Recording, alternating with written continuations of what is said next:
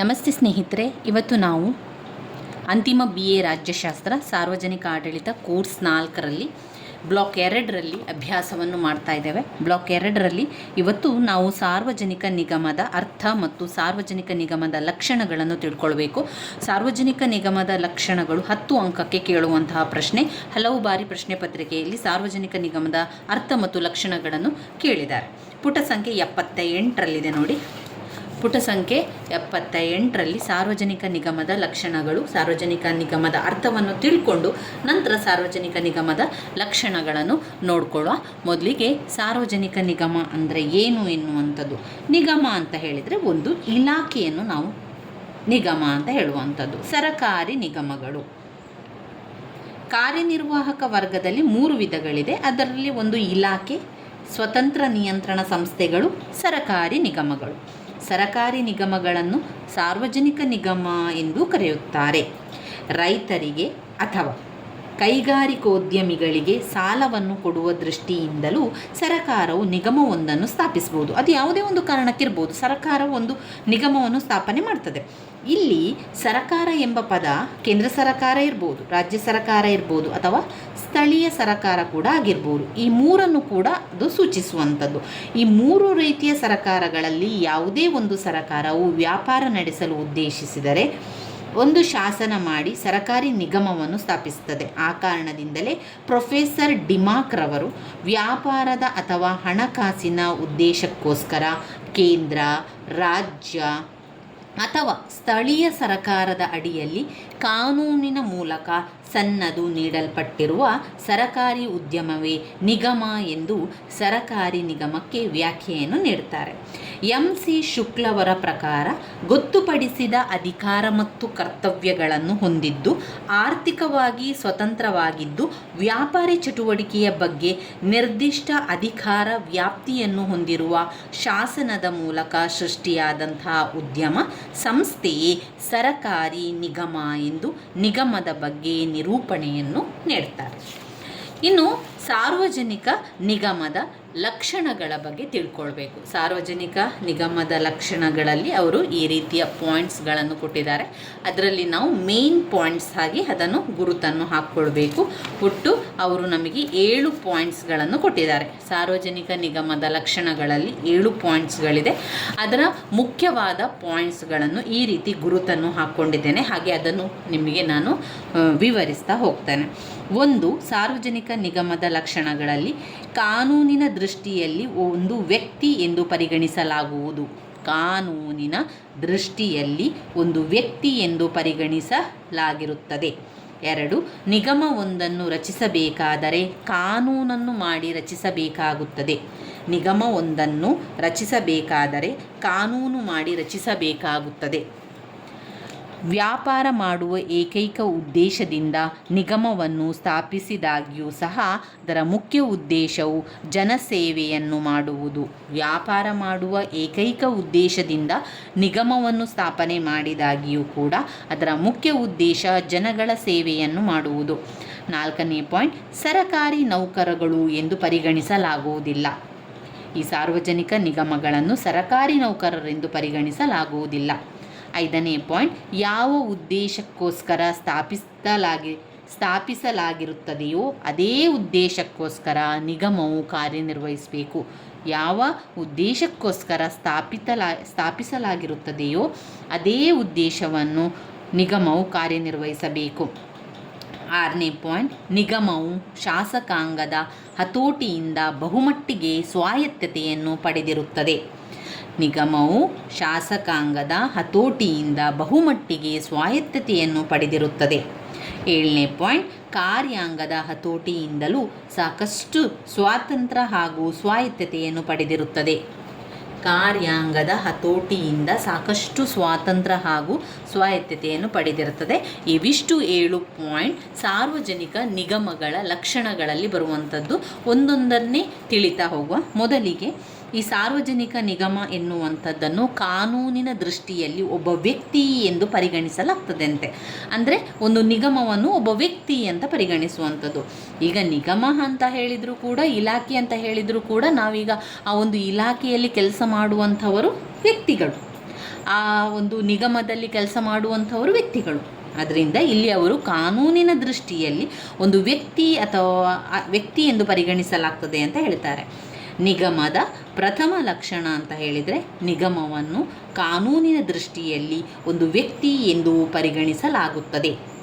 ಆದ್ದರಿಂದ ಯಾರೇ ಆಗಲಿ ನಿಗಮದ ವಿರುದ್ಧ ದಾವೆ ಹೂಡಬಹುದು. ಅದೇ ರೀತಿ ನಿಗಮವು ಕೂಡ ಖಾಸಗಿ ವ್ಯಕ್ತಿಯೊಬ್ಬ ಅಥವಾ ವ್ಯಕ್ತಿಗಳ ಒಂದು ಸಮೂಹದ ವಿರುದ್ಧ ನ್ಯಾಯಾಲಯದಲ್ಲಿ ಮೊಕದ್ದಮೆಯನ್ನು ಹಾಕಬಹುದು. ನಿಗಮವು ಕಾನೂನಿನ ದೃಷ್ಟಿಯಲ್ಲಿ ವ್ಯಕ್ತಿ ಎಂದು ಪರಿಗಣಿಸಲ್ಪಟ್ಟಿರುವುದರಿಂದ ಅದು ತನ್ನ ಹೆಸರಿನಲ್ಲಿ ಆಸ್ತಿ ಗಳಿಸಿದ ಆಸ್ತಿಯನ್ನು ತನ್ನ ಸುಪರ್ದಿಯಲ್ಲಿಟ್ಟುಕೊಂಡು ಇಷ್ಟ ಬಂದಾಗ ಮಾರಾಟ ಕೂಡ ಮಾಡ್ಬೋದು. ಇಲ್ಲಿ ಮೊದಲನೆಯ ಪಾಯಿಂಟ್ಸ್, ಕಾನೂನಿನ ದೃಷ್ಟಿಯಲ್ಲಿ ಸಾರ್ವಜನಿಕ ನಿಗಮವನ್ನು ಒಬ್ಬ ವ್ಯಕ್ತಿ ಎಂದು ಪರಿಗಣಿಸಲಾಗ್ತದೆ.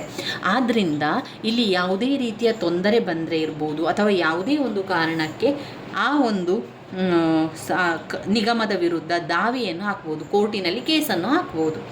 ಹಾಗೆಯೇ ಆ ಖಾಸಗಿ ವ್ಯಕ್ತಿಯೊಬ್ಬ ಅಥವಾ ವ್ಯಕ್ತಿ ಅಥವಾ ಆ ಒಂದು ನಿಗಮ ಕೂಡ ಸಾರ್ವಜನಿಕರ ವಿರುದ್ಧ ಅಂದರೆ ಜನರ ವಿರುದ್ಧ ದಾವೆಯನ್ನು ಹಾಕಬಹುದು.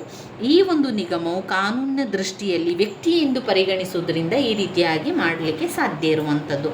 ಅಂತಹ ಸಂದರ್ಭದಲ್ಲಿ ಈ ಸಾರ್ವಜನಿಕ ನಿಗಮವು ತನ್ನ ಆಸ್ತಿಗಳನ್ನು ತನ್ನ ಒಂದು ಸುಪರ್ದಿತೆಯಲ್ಲಿ ಇಟ್ಟುಕೊಳ್ಬೋದು, ಹಾಗೆ ಅದನ್ನು ಮಾರಾಟ ಕೂಡ ಮಾಡಬಹುದು. ಎರಡನೆಯದಾಗಿ ಬಂದಾಗ ನಿಗಮದ ಮತ್ತೊಂದು ಲಕ್ಷಣ ಅಂತ ಹೇಳಿದರೆ, ನಿಗಮವೊಂದನ್ನು ರಚಿಸಬೇಕಾದರೆ ಕಾನೂನು ಮಾಡಿ ರಚಿಸಬೇಕು. ನಿಗಮವೊಂದನ್ನು ರಚಿಸಬೇಕಾದರೆ ಕಾನೂನು ಮಾಡಿ ರಚಿಸಬೇಕು ಎನ್ನುವಂಥದ್ದು ಕಾಣ್ಬೋದು. ಉದಾಹರಣೆಗೆ ಜೀವ ವಿಮಾ ಕಾಯ್ದೆ ಎಂಬ ಕಾಯ್ದೆ ಮಾಡಿ ಅದರ ಮೂಲಕ ಜೀವ ವಿಮಾ ನಿಗಮವನ್ನು ರಚಿಸಲಾಗಿದೆ. ಶಾಸನ ಮಾಡದೆ ನಿಗಮವನ್ನು ಸ್ಥಾಪಿಸುವಂತಿಲ್ಲ. ನಿಗಮದ ಸ್ಥಾಪನೆಗೆ ಸಂಬಂಧಪಟ್ಟ ಅಂತಹ ಕಾಯ್ದೆಯು ನಿಗಮದ ಉದ್ದೇಶ, ಅದರ ರಚನೆ, ಅಧಿಕಾರಗಳು, ಕರ್ತವ್ಯಗಳು ಇತ್ಯಾದಿ ವಿವರಗಳನ್ನು ಒಳಗೊಂಡಿರುತ್ತದೆ. ಮೂರನೇ ಪಾಯಿಂಟ್ಸ್ ಆಗಿ, ನಿಗಮವು ವ್ಯಾಪಾರ ಮಾಡುವ ಏಕೈಕ ಉದ್ದೇಶದಿಂದ ನಿಗಮವನ್ನು ಸ್ಥಾಪಿಸಿದ್ದಾಗ್ಯೂ ಸಹ ಅದರ ಮುಖ್ಯ ಉದ್ದೇಶ ಏನು? ಜನಗಳ ಸೇವೆಯನ್ನು ಮಾಡಬೇಕು ಎನ್ನುವಂಥದ್ದು. ಮೂರನೆಯದಾಗಿ ಹೇಳುವಂಥದ್ದು ಇಲ್ಲಿ ಒಂದು ನಿಗಮ ಅದರ ಮುಖ್ಯ ಲಕ್ಷಣ ಅಂತ ಹೇಳಿದರೆ ವ್ಯಾಪಾರ ಮಾಡುವಂಥ ಏಕೈಕ ಉದ್ದೇಶ. ಸಾರ್ವಜನಿಕ ನಿಗಮ ಅಂತ ಹೇಳುವಂಥದ್ದು ವ್ಯಾಪಾರ ಮಾಡುವಂತಹ ಉದ್ದೇಶವನ್ನು ಹೊಂದಿರುವಂಥದ್ದು. ಆ ಒಂದು ಕಾರಣದಿಂದಾಗಿ ನಿಗಮವನ್ನು ಸ್ಥಾಪಿಸಿದೆ. ಆದರೂ ಕೂಡ ಮುಖ್ಯ ಉದ್ದೇಶ ಏನು ಅಂತ ಹೇಳಿದರೆ ಜನರ ಸೇವೆಯನ್ನು ಮಾಡುವುದು. ಉದ್ದೇಶ ಜನಗಳ ಸೇವೆಯನ್ನು ಮಾಡುವುದೇ ಆಗಿರುತ್ತದೆ ಹೊರತು ಲಾಭ ಗಳಿಸಲಿಕ್ಕೆ ಅಲ್ಲ. ಈ ಒಂದು ಕಾರಣದಿಂದಲೇ ಅನೇಕ ನಿಗಮಗಳು ಪ್ರತಿ ವರ್ಷ ನಷ್ಟ ಅನುಭವಿಸುತ್ತಿದ್ದರೂ ಸಹ ಸರಕಾರ ನಿಗಮಗಳನ್ನು ರದ್ದು ಮಾಡದೆ ನಡೆಸಿಕೊಂಡು ಕೂಡ ಬರ್ತಾ ಇದೆ. ನಾಲ್ಕನೇ ಪಾಯಿಂಟ್ಸಲ್ಲಿ, ನಿಗಮಗಳಲ್ಲಿ ಕೆಲಸ ಮಾಡುತ್ತಿರುವ ನೌಕರಗಳನ್ನು ಸರಕಾರಿ ನೌಕರರು ಎಂದು ಪರಿಗಣಿಸಲಾಗುವುದಿಲ್ಲ ಅಂತ ಹೇಳ್ತಾ ಇದ್ದಾರೆ. ಈಗ ಒಂದು ಸಾರ್ವಜನಿಕ ನಿಗಮದಲ್ಲಿ ಕೂಡ ಅನೇಕ ವ್ಯಕ್ತಿಗಳಿರ್ತಾರೆ, ಅನೇಕ ಸಿಬ್ಬಂದಿ ವರ್ಗದವರಿರ್ತಾರೆ, ಅನೇಕ ನೌಕರರು ಕೆಲಸವನ್ನು ಮಾಡ್ತಾ ಇರ್ತಾರೆ. ಈ ನೌಕರರೆಲ್ಲ ಸರಕಾರಿ ನೌಕರರು ಅಂತ ಪರಿಗಣಿಸಲಾಗುವುದಿಲ್ಲ. ಇಲ್ಲಿ ಉದಾಹರಣೆಯನ್ನು ಕೂಡ ಕೊಡ್ತಾರೆ ಅವರು. ಇಂಡಿಯನ್ ಏರ್ಲೈನ್ ನಿಗಮದಲ್ಲಿ ಕರ್ತವ್ಯ ನಿರ್ವಹಿಸುತ್ತಿರುವ ಎಂತಹ ಉನ್ನತ ಉದ್ಯೋಗಿಯಾಗಲಿ ಸರಕಾರದ ನೌಕರ ಎನಿಸಿಕೊಳ್ಳಲಾರ. ಐದನೆಯ ಪಾಯಿಂಟ್ಸನ್ನು ನೋಡಿದರೆ, ನಿಗಮದ ಮತ್ತೊಂದು ಲಕ್ಷಣ ಅಂತ ಹೇಳಿದರೆ, ನಿಗಮವನ್ನು ಯಾವ ಉದ್ದೇಶಗಳಿಗೋಸ್ಕರ ಸ್ಥಾಪಿಸಲಾಗಿರುತ್ತದೆಯೋ ಅದೇ ಉದ್ದೇಶವು ಕಾರ್ಯನಿರ್ವಹಿಸಬೇಕು. ಯಾವ ಉದ್ದೇಶವನ್ನು ಇಟ್ಕೊಂಡು ಆ ನಿಗಮವನ್ನು ನಾವು ಸ್ಥಾಪನೆ ಮಾಡಿರ್ತೇವಲ್ವ, ಅದೇ ಒಂದು ಉದ್ದೇಶವನ್ನೇ ಮಾಡಬೇಕು ಎನ್ನುವಂತಹ ಒಂದು ನಿಯಮ ಇರುವಂಥದ್ದು. ಯಾವ ಉದ್ದೇಶಕ್ಕೋಸ್ಕರ ಅದನ್ನು ಸ್ಥಾಪಿಸಲಾಗಿದೆಯೋ ಅದೇ ಉದ್ದೇಶಕ್ಕೋಸ್ಕರ ನಿಗಮವು ಕಾರ್ಯನಿರ್ವಹಿಸಬೇಕು. ನಿಗಮದ ಉದ್ದೇಶವನ್ನು ಕಾನೂನಿನಲ್ಲಿ ತಿಳಿಸಲಾಗಿರುತ್ತದೆ. ಈ ಉದ್ದೇಶ ಬಿಟ್ಟು ಬೇರೆ ಉದ್ದೇಶಕ್ಕೋಸ್ಕರ ನಿಗಮ ಕೆಲಸ ಮಾಡಬಾರ್ದು. ಉದಾಹರಣೆಗೆ, ಕರ್ನಾಟಕ ರಾಜ್ಯ ರಸ್ತೆ ಸಾರಿಗೆ ನಿಗಮವು ಬಸ್ಸುಗಳನ್ನು ಓಡಿಸಿ ಜನಸೇವೆ ಮಾಡುವ ಉದ್ದೇಶದಿಂದ ಅಸ್ತಿತ್ವಕ್ಕೆ ಬಂದಿದೆ. ಆದ್ದರಿಂದ ಅದು ಬಸ್ಸು ನಡೆಸುವುದನ್ನು ಬಿಟ್ಟು ಮತ್ಯಾವುದೇ ವ್ಯವಹಾರವನ್ನು ಮಾಡುವಂತಿಲ್ಲ. ಈ ರೀತಿ ಬೇರೆ ಉದ್ದೇಶಕ್ಕೆ ಸಂಬಂಧಪಟ್ಟಂತಹ ನಿಗಮವು ಬಸ್ಸುಗಳನ್ನು ಓಡಿಸಿ ಜನಸೇವೆ ಮಾಡುವ ಉದ್ದೇಶದಿಂದ ಅಸ್ತಿತ್ವಕ್ಕೆ ಬಂದಿದೆ. ಆದ್ದರಿಂದ ಅದು ಬಸ್ಸು ನಡೆಸುವುದನ್ನು ಬಿಟ್ಟು ಮತ್ಯಾವುದೇ ವ್ಯಾಪಾರವನ್ನು ಮಾಡುವಂತಿಲ್ಲ. ಆ ರೀತಿ ಬೇರೆ ಉದ್ದೇಶಕ್ಕೆ ಸಂಬಂಧಪಟ್ಟಂಥ ನಿಗಮವು ಕೆಲಸ ಮಾಡಬೇಕಾದರೆ ಸಂಬಂಧಪಟ್ಟಂತಹ ಶಾಸನಕ್ಕೆ ತಿದ್ದುಪಡಿಯನ್ನು ತರಬೇಕಾಗ್ತದೆ. ಇನ್ನು 6ನೇ ಪಾಯಿಂಟ್ಸಲ್ಲಿ ನೋಡಿದರೆ, ನಿಗಮವು ಶಾಸಕಾಂಗದ ಹತೋಟಿಯಿಂದ ಬಹುಮಟ್ಟಿಗೆ ಸ್ವಾಯತ್ತತೆಯನ್ನು ಪಡೆದಿರುತ್ತದೆ. ನಿಗಮವು ಶಾಸಕಾಂಗದ ಹತೋಟಿಯಿಂದ ಬಹುಮಟ್ಟಿಗೆ ಸ್ವಾಯತ್ತತೆಯನ್ನು ಪಡೆದಿರುತ್ತದೆ.